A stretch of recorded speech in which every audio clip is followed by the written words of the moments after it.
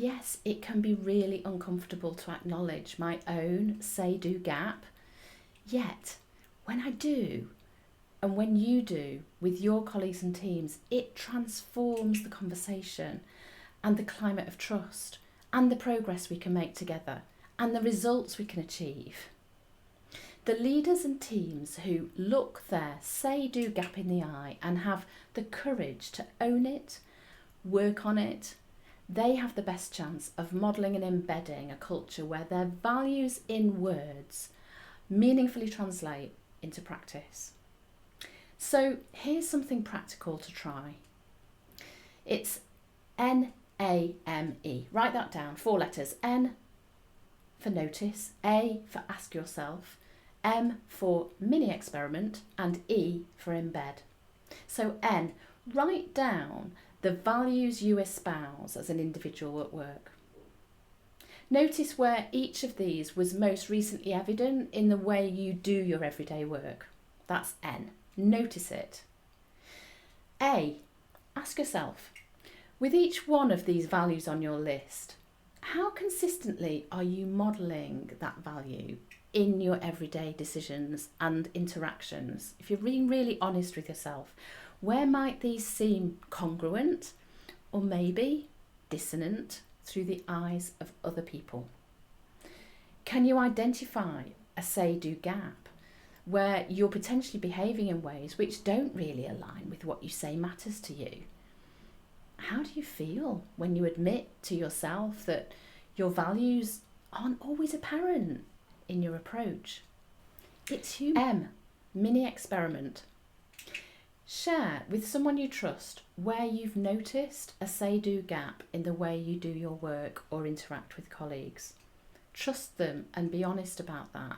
Be curious with them about whether they recognise this dissonance in your behaviour, and if so, what impact does it have from their perspective?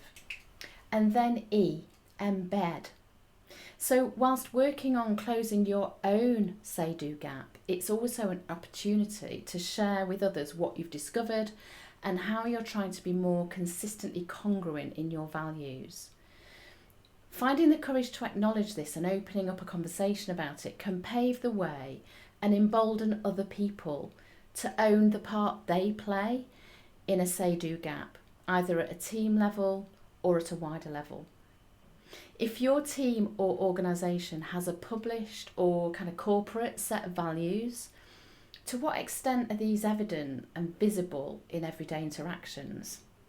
That's a conversation you could open up with colleagues. Where is there dissonance? And what conversations could you encourage with colleagues to explore and talk about why is this happening? And to experiment jointly to reduce that dissonance.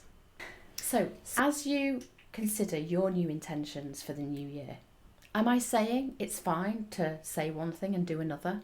It's fine to be a hypocrite? No, of course not.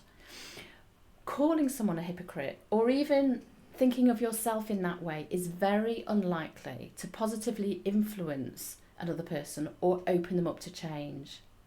It's actually more likely to lead to fear, shame, embarrassment, none of which form healthy foundations for effective relationships at work. Remember that the say-do gap is utterly human.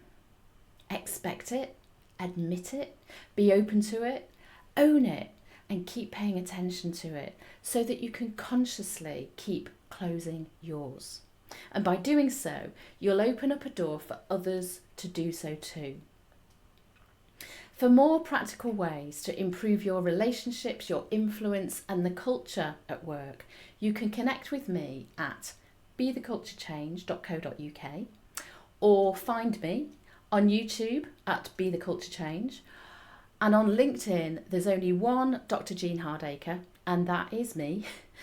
So I wish you Happy New Year, and I'll look forward to seeing you soon. Bye for now.